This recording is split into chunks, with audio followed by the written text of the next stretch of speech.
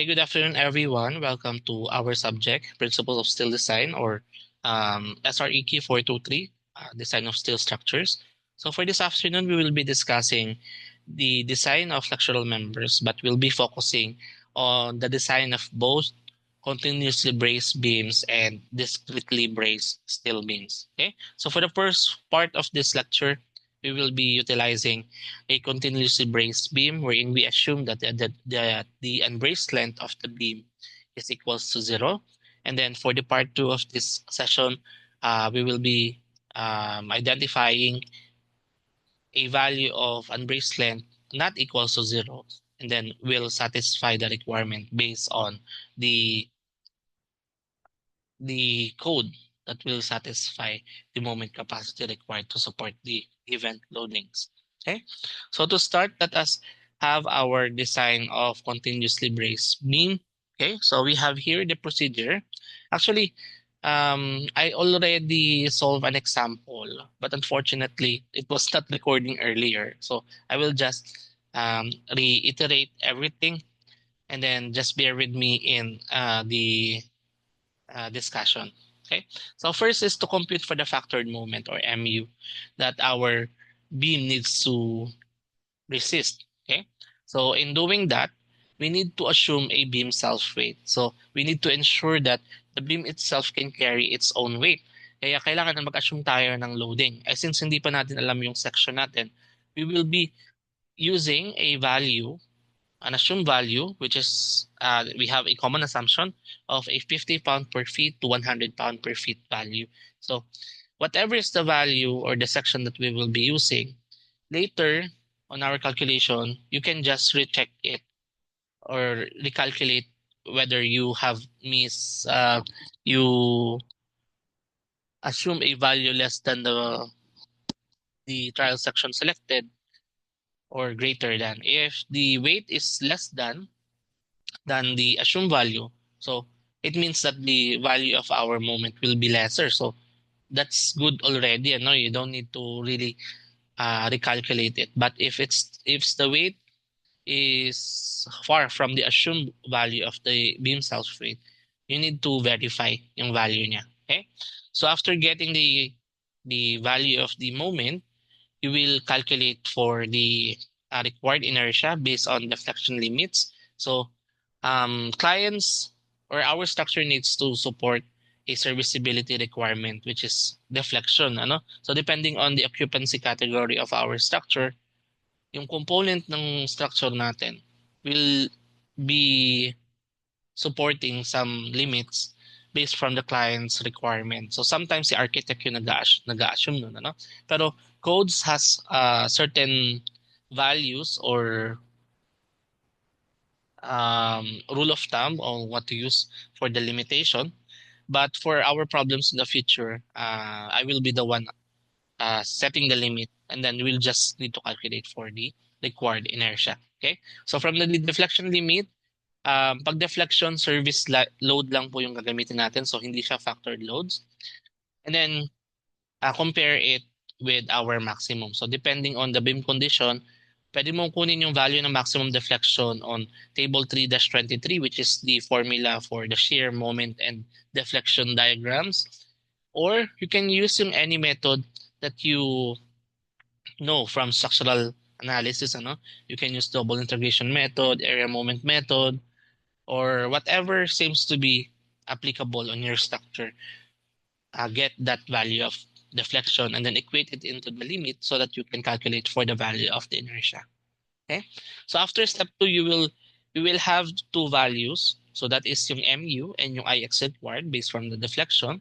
So if we have these two values, we can now use a design aid from the AISC, which is yung table 3-2. Okay. So we have been using table 3-2 already before from the analysis. So this is table 3-2. This is good for 50 KSI only. But the code says if it is not equal to 50 KSI, we can still use this table. We just need to get the ZX required based from the moment and then just perform this equation. Okay. So for LB is equals to 0 or for continuously braced beam, our maximum capacity is equal to the plastic capacity, plastic moment. Okay. So to get the section, we will be looking at the moment capacity, which is highlighted on the red box. So starting from the bottom, so whatever is the value, and then let's say the value that you have is 785. So 785 is 3 raised to 791. So you might think that you will be using this section. So it's okay, but since this particular table 3-2 is grouped with sections that has the same or the same performance, you can look at the bold text, which signify the most light or the most economical, the lightest section from the group. So instead of using W18 by 97, we can use W24 by 84 instead, because it will be providing us with greater moment capacity, but with lesser weight. So it means savings for us. Okay. So after selecting table a section from table 3-2, you will have a trial section. Next is to get yung inertia of the trial section. So if you will go back to table 3-2, if this is a selected section, you can see at the far end of the table, it has a column for IX. So ito yung IX na i-compare natin with the one that we have calculated on that second step. Okay. So if the value of the IX calculated is smaller than the value on step 2, we will be referring to another table. So we will drop the first assumption or the first trial section, and then we will be selecting another one based from table 3-3 to satisfy the requirement for deflection. So to look at this table, you will be looking at the IX column and then starting from the rightmost end and then going up and then um, until you satisfy the required. So let's say you need 1,000. The required inertia is 1,000. So you will be selecting the nearest value from 1,000, which is, let's say, this one, 1070. But that section again is not bold in bold. Okay. So we can use this one instead, which will provide greater inertia, but a great savings on the weight. Okay. But if the inertia of the trial section that we selected from table 3-2 is already sufficient or greater than the IX required calculated from step 2, we just need to skip this step. Okay. So after that, we will perform analysis on the trial section. So we need to check for our limit state. So for moment, for shear, and then for deflection. So if Fy is equals to 50, we will not have that much of difficulty in checking for this limit state, because on table 3-2, you can see that for the moment, it's already displayed here, because we know that for a laterally brace or continuously braced beam, our maximum moment is the moment plastic or the plastic moment. So this is this column. And for the shear capacity, if you look at the end, the right end column, it has a column for the shear of that section. So you will just get this as the capacity of the section. No need to calculate it manually. And then for the deflection, you just need to use the deflection equation and substitute the value of Ix to get the actual deflection of your beam. Okay, so if this three checks out, then the selected section is the section adequate to support the loading condition given. Okay, so to demonstrate this, we have here an example.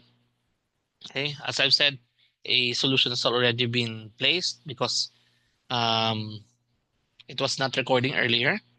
Okay, so we have a problem. So to design a continuously braced beam as shown, so we have a loading of a uniformly distributed load of dead load na 1.2, and then we have a concentrated live load at the center at midspan of 40 kip. Okay, so this material is A992, so we know that Fy will be equals to 50 KSI, or kips, KSI rather.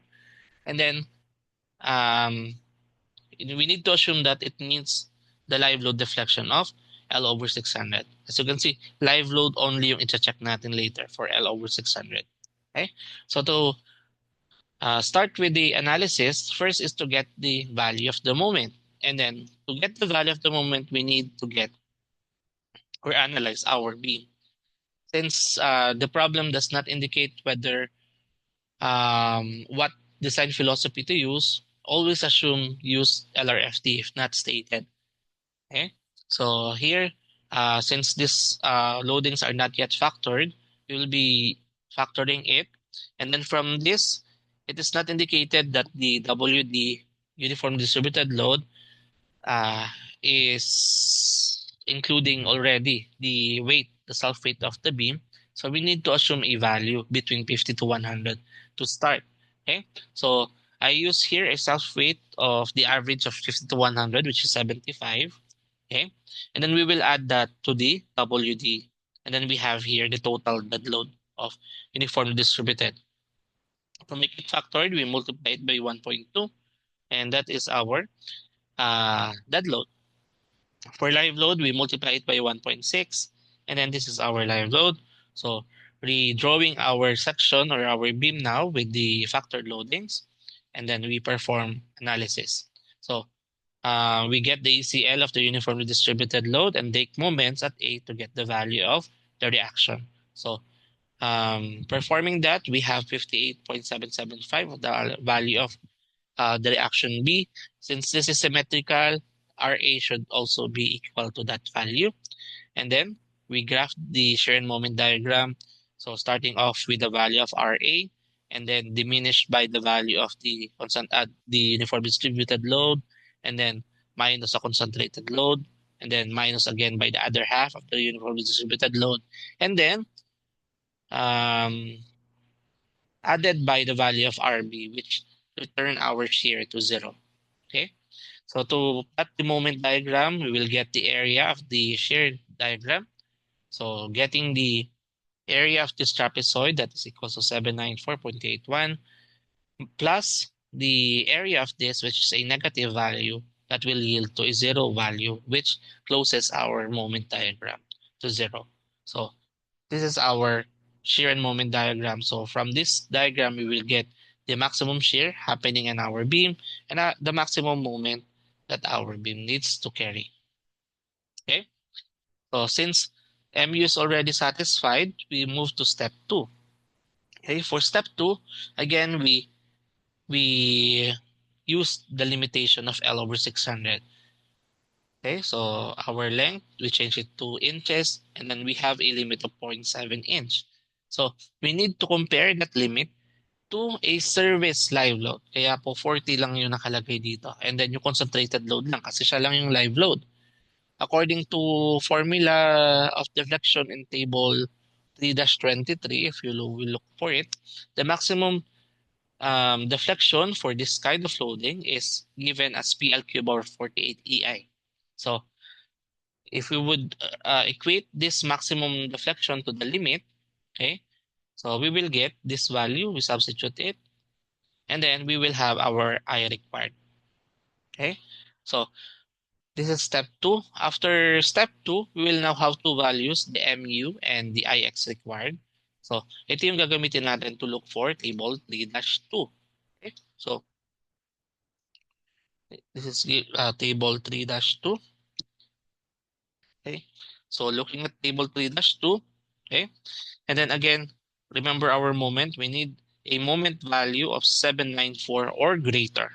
Okay, so 794. So looking at the value of the moment capacity starting here. Okay, so 794, this is 750, 791. Okay, this is greater than, pero again, that is not the most economical from the group. So we will be using the most economical, which has a capacity of 840. So we can check W24 by 20 by 84. So we try W24 by 84 from table 3-2. So we list out its capacity, moment plastic, its ZX, and then its IX based from the table. As you can see here, yung IX value niya, 2370. However, upon checking, that 2370 is less than the required, which is 3041. So it means we need to look for another table, which is table 3-3. So we will be scrapping the first trial section, and then we will look for a value of ix greater than this value. So table 3-3, okay, starting from the rightmost bottom. So moving up. So we need 3000 something. So we get 3041. So 3060 is the closest. But again, that is not the most economical. So we will be using the bold one, 30/90, which has a greater inertia. Okay, so we use that here, and then we list out its value. So the value of MP and ZX are taken from 3-2. Okay, so as you can see from 3-2, this is our 30/90. That is the capacity. That is ZX, and then that is the IX that we get. Okay. So if we have this, now we perform the analysis. So first thing is to check for compactness to know what is the condition of our section. So looking at its width to thickness ratio for the flange and the web, you will go to table 1-1, okay, and look for the value. So that is 30/90. So this is already, and then you can see in this table, this is the value, 8.52 and 57.5. So if you will compare it with the value of the limits based from the formula that we have before, we will get that the section is compact. If the section is compact, we will be using F2 equations of AISC, and according to AISC, we need to satisfy the minimum between the yielding capacity and its lateral torsion buckling capacity. For yielding, it says that the nominal moment is equals to the moment plastic. So VMN is equals to the moment capacity, which is 1060. For lateral torsional buckling, since LB is equals to 0, it does not apply. It means our governing moment capacity is from yielding, which is 1060 feet. Okay. So if we have that, we will be checking it with our MU. Okay.